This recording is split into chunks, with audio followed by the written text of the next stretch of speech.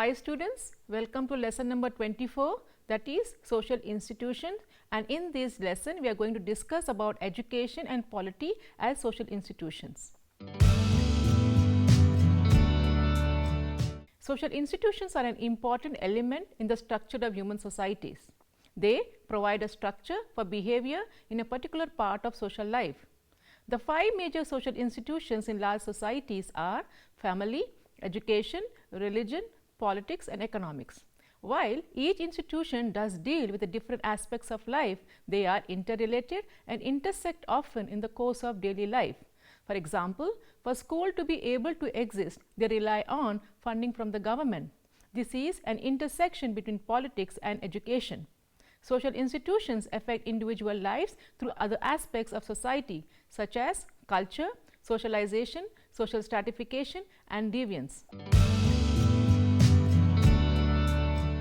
The objectives of this lesson is to focus on the social institutions of education, how it affects individual lives. It also highlights on politics as a social institution, its types and functions. Education as a social institution. Education is one of the basic activities of people in all human activities, and it is indispensable to individual and society, for without it there would be loss of all the accumulated knowledge of the ages and all the standard of conduct. It is essential that every new generation must be given training in the ways of the group so that the same tradition will continue. An individual must learn the culture of the society or the accepted ways of doing things. He must be socialized into the prevailing culture and must learn the rules and conduct and expectations about future behavior. Every society has its own ways and means of fulfilling its needs, and education has come to be one of the ways of fulfilling these needs. Now we will discuss the meaning of education. The meaning of education differs from place to place and from time to time. It has passed through many ages and stages of evolution. At every stage, it has had a different meaning according to existing social conditions. The term education is derived from the Latin word educate, which means to educate, to bring up or to draw out the latent powers of child. Conforming to this meaning, Durkheim defined education as the action exercised by the older generation upon those who are not yet ready for social life. Its object is to awaken and develop in the child those physical, intellectual and moral states which are required of him both by his society as a whole and by the milieu for which he is socially designed.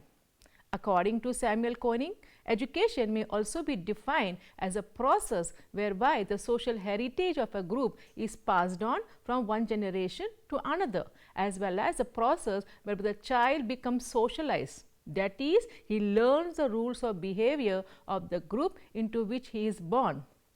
As A.W. Green writes, historically, education has meant the conscious training of the young for the later adoption of adult roles. By modern convention, however, education has come to mean formal training by specialists within the formal organization of the school.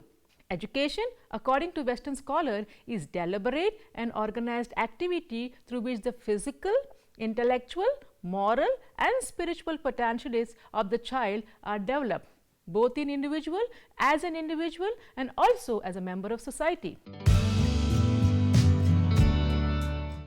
Now we will discuss education as a social process. Education is a continuous process. Education of human being begins at birth and it ends with his death. He learns throughout his life. There is no end to it. Education is much more than schooling. The child goes on reconstructing his experiences throughout the whole life. Instruction ends in the classroom, but education ends only with life. Education stands for deliberate instruction or training. Man does not behave in society impulsively or instinctively. He behaves in a way according to which he is trained. The sociological aspects of education include: first, learning is a creative experience. When a man responds to stimuli, he acts in a creative manner. In other words, education is a creative act for the learner. Second, education is of two ways of learning, such as informal education and formal education. The first serves continuously throughout life as mechanism for learning as well as for reinforcing previous learning. Third, formal education is a socially devised technique, a highly elaborated procedure for creating situation in which the pupil may learn. Individuals go through formal education only a short period of their life. Fourth, education is both the living of life in the classroom and outside, and a preparation for life. Preparation for life involves first a capacity to earn a livelihood, second capacity to enrich one's life through enjoyment of the cultural heritages and of one's inner resources, and to capacity to function efficiently and constructively as a member of society, as a citizen of the state. Fifth, education involves mastery of the tools of learning such as reading, writing, arithmetic, and of mastery of our relations to our inner self, to our neighbor, to the universe. Now, we will discuss the various social functions of education. Education as a social institution plays a vital role in our society. The function of education is multidimensional within the school system and outside it. It performs the functions of socializing the individual for a variety of social roles and development of personality. It is also an important part of the control mechanisms of society. Education is a necessity right from the simple society to modern complex industrial society. The first major social function of education is socialization. The most important function of education is socialization. The people have no knowledge about the culture of their society. They must learn them, and they must learn the way which their society is functioning. Hence, the children as they grow up must be introduced into the culture which they are going to face. Society therefore provides a continuous teaching program to inculcate values, norms, and social skills that will fit the individuals for their adult role in society. Society creates education institutions such as schools and colleges to perform certain function in accomplishing this general end. The other function is the formation of social personality. Education plays an important role in the development of personality. The object of education, as said by Durkheim, is to awaken and develop in the child those physical, intellectual, and moral states which are required of him both by society as a whole and by the milieu for which he is socially designed. Education helps the development of the qualities of an individual such as physical, mental, and emotional makeup, as well as his temperament and character. The self, the core of personality, develops out of the child's interaction with other. The other function of education is social control. Education regulates individual behavior through transmitting a way of life and communicating ideas and values to the new generation. One way that education contributes to the regulation of social conduct, says 𝗏 is in the early socialization of the child in order to transmit its social heritage and survive as a social order. All societies develop educational system to train its younger generation. The young must be consciously trained for their adult roles to maintain the society. Through the process of education, society regulates the behavior of its member and enforces conformity to its norms. Education in a broader sense, as says 𝗏, from infancy to adulthood, it is a vital means of social control. Formal education in modern society communicate ideas and values which plays a part in regulating behavior. The new generations are instructed to observe the social norms, the violation of which may invite punishment. The other function is social integration. Education, by imparting values, also integrates people into the broader society. The curriculum of the school, its extracurricular activities, and the informal relationship among teachers and students communicate certain values and social skills such as cooperation or team spirit, obedience and fair play. The other function is conferring of status. Determination of status of an individual is an important function of education. Amount of education is a good indicator of socio-economic status from lower working class to upper class. Education leads to economic opportunity. It is through education young people secure higher status jobs than their parents. With higher incomes, they come to associate with the persons of higher status. Thus, education provides the channel to better socio-economic status. Education provides route for social mobility. Educational qualifications increasingly form the basis for the allocation of individuals to social statuses and social mobility. There has been steady move from one status to other due to educational attainment. The educational system is expected to provide opportunity for social and economic mobility by selecting and training the most able and industrious youth for higher status position in society. Those with the greater abilities and training are placed in higher positions, and those with the lesser abilities and training are placed in lower ones. Thus, education tends to generate vertical social mobility by increasing their earning power and by preparing them for higher status occupation than that of their parents. The other function of education is social development. Skills and values learned in education are directly related to the way which the economy and the occupational structure operate. Education trains the individual in skills that are required by the economy. In modern planned economy, the output of skilled people must be consciously geared to the economic and social priorities of the society. That explains the vital role of education in social development. Literacy, for example, stimulates economic and social development, and that is why all developing countries have undertaken large-scale literacy programs. Literacy increases political consciousness among poor people who now organize themselves into various forms of organizations. The other function is to encourage the spirit of competition. Schools and colleges emphasizes upon personal competitions along with cooperative values through civic and patriotic advice. The students are compared with the companions by percentages of marks and rankings. The teachers admire those who do well and frowns on those who fail to do well. Now, we will understand the importance of education. Education is a dominant factor which affects the social and cultural behaviors of individuals directly and indirectly. The effect of education is discernible in standard of life and living resources, population situation, environmental problems, existing socio-cultural patterns, etc.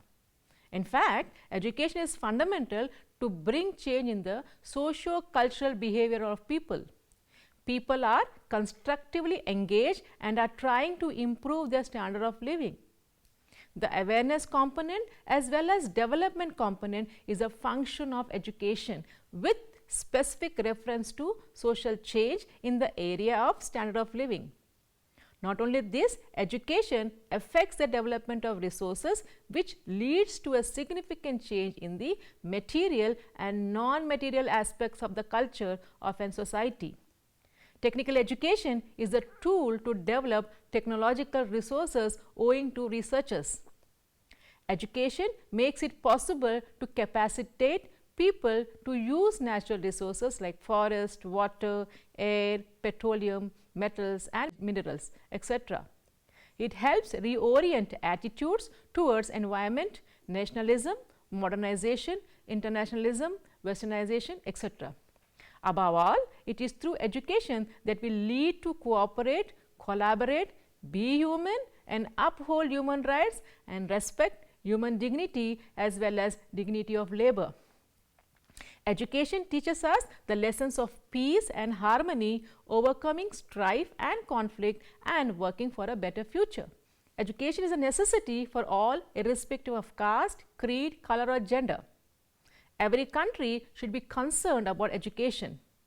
computer power, technology and telecommunication technology, and technology in relation to activities such as in industries, businesses, services and home have converged, and therefore education system has to adapt to them to develop the education methods, practices and procedures.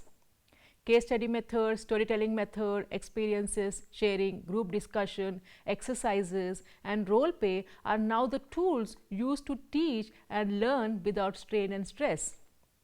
Education develops the individual.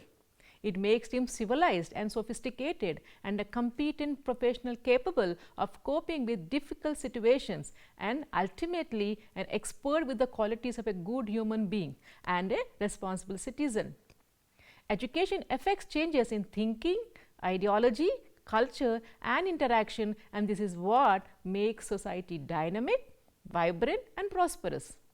There is an undeniable link with personal development, social and economic development, and ultimately national and international development.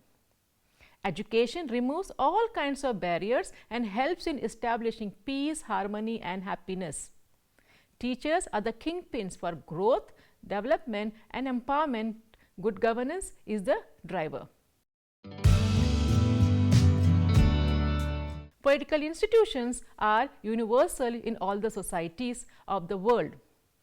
To maintain law and order in society, political government is required. Distribution system of power, authority which is used to maintain social order is called political institution. According to 𝗳𝗧𝗦𝗃𝗃, politics is a social institution that distributes power, sets a society's goal and makes decision.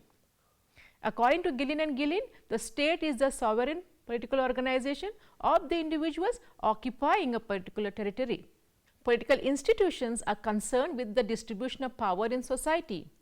Two concepts which are official to the understanding of political institutions are power and authority.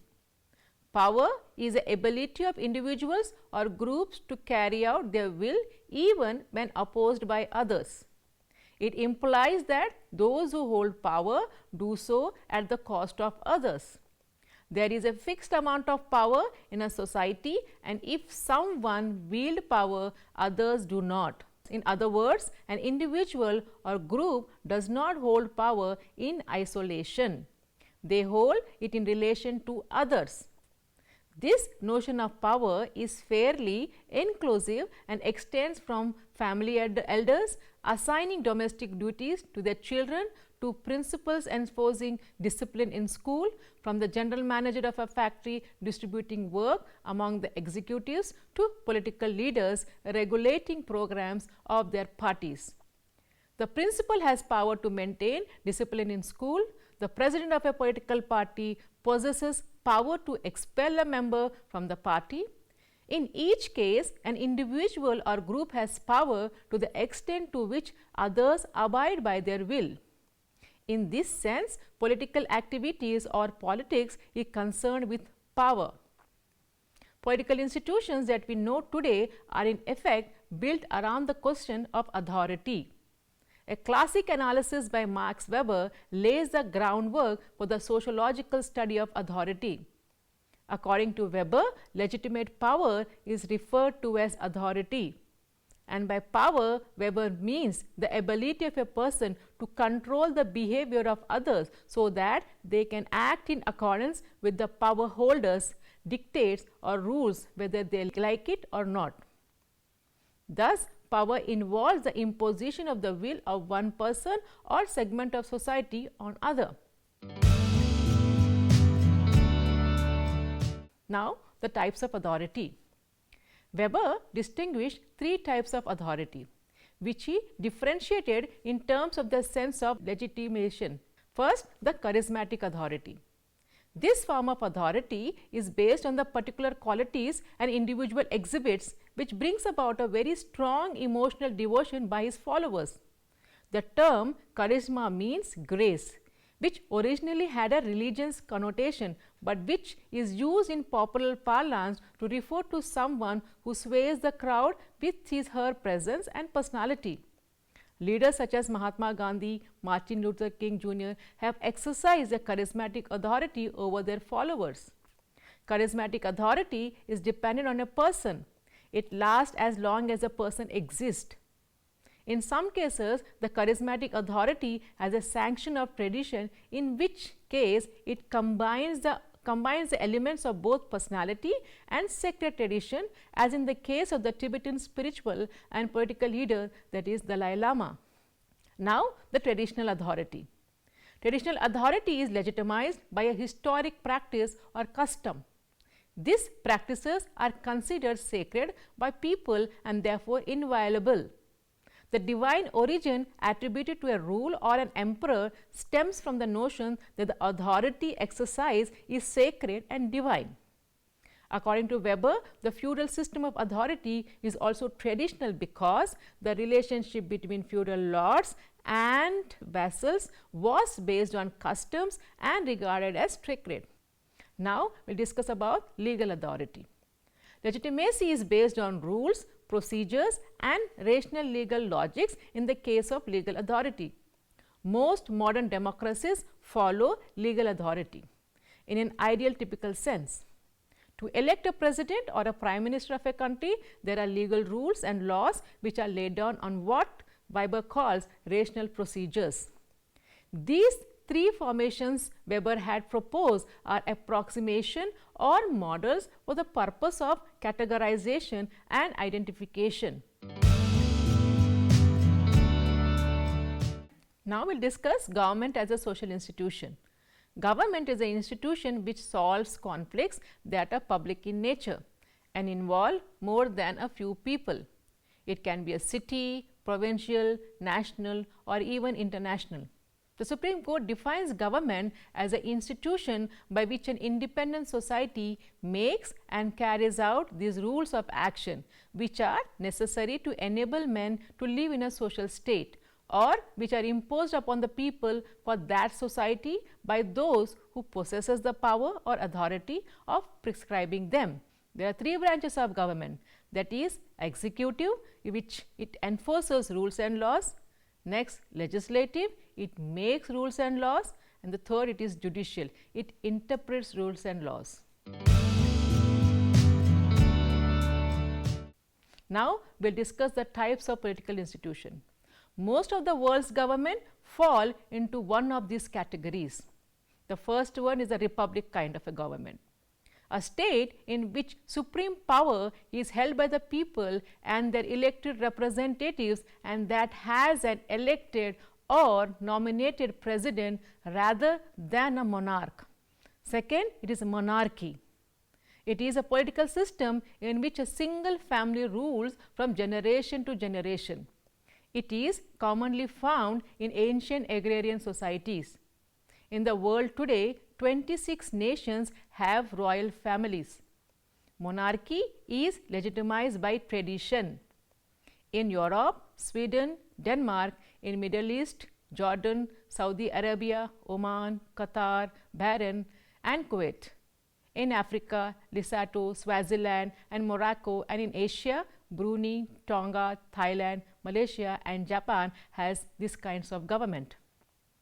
Third, it is communism, a system of government in which the state plans and controls the economy. Often, an authoritarian party holds power and state controls are imposed. The other form of government is democracy. It is a political system that gives power to the people. Representative democracy is a form of democracy that puts authority in the hands of leaders chosen by the people in elections. Democracy and rational legal authority go together. It is an imagination of the replica of an equalitarian society. The other form of government is authoritarianism. Authoritarianism is a political system that denies the people's participation in government. An authoritarian government is indifferent to people's needs, offer them to voice in selecting leaders and use forces in response to dissent or opposition. The absolute monarchies in Saudi Arabia and Oman are authoritarian, as is the military junta in Ethiopia. The other form of government is totalitarianism. Totalitarian is a highly centralized system that extensively regulates people's lives. Such government have a total concentration of power, allowing no organized opposition. Example, North Korea and former USSR. Now, we will discuss the social functions of political institutions. Political institutions regulate the relationships. That is, the customs and traditions are limited to certain extent and cannot interpret the formal situation and events. It also looks into the welfare works. The state is to provide facilities of education, health, transportation and communication and other welfare works to its citizen. The political institutions also protects against dangers. In case of foreign internal aggression, the state is to provide safety to the individual. Political institutions also enforce social control. To bring control over the individuals through laws is to punish the violator by the state. Political institutions also provide recreation. In most cases, organizes recreational activities. For instance, government arranges art council and major games like football and other activities. It also plays a very important role in decision of conflicts. That is, courts, jails and other means are provided by state to decide the conflicting situations, and so this is the responsibility of political institution to make law, and these are to decide the conflicts. It also plays a role in collecting revenue. Government collect the revenue through taxation to run its administrative machinery efficiently, and rest of the money is spent on public welfare. It also has the control over the resources. Political institutions directly or indirectly control all the resources of the state. Now, we will understand the predominant political institution, that is the nation state. As we have seen, as societies become more complex and larger, there arose a need to regulate and order the societies. Traditional societies, especially if they are small, make do with leadership that was not based on elaborate legal procedures. Community leaders, tribal chiefs, were elected or divinely or ordained to conduct the affairs of the people. In civilization, which were agrarian based, there were empires and monarchies who were primarily interested in collecting taxes, defending themselves against enemies, maintaining law and order. They were not very intent in local political situations. In India, for instance, the village leadership was with local panchayats, which was caste based. These people had a sense of loyalty to their community, ethnicity, rather than the empire, unless it was personal loyalty. However, with the coming of modern nation state, the loyalty has shifted to nation. Now, we will discuss the component of the welfare state. The modern states are claiming themselves as welfare states, which is understood as an agency of social service than as an instrument of power. According to D.L. Hoffman, welfare state as a compromise between the two extremes of communism on the one hand and unbridled individualism on the other. The concept of welfare state is of tremendous significance all over the world. They perform certain functions to promote the well-being of the people. The type of their welfare activities and the manner in which they undertake them depend upon the nature of their political system, whether democratic or totalitarian. However, the main functions which a welfare state mainly perform are as follows.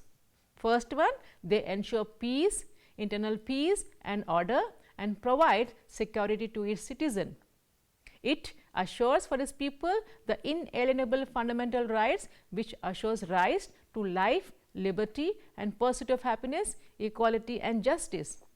Third, it also tries to conserve its natural resources against a competitive private interest. Fourth, it gives high priority for education and create opportunities for the individuals to develop their personality. Fifth, it promotes industrial advancement and also help to avoid exploitation. Sixth, it also gives attention to the needs of the working classes in making proper legislations and prevent their exploitation.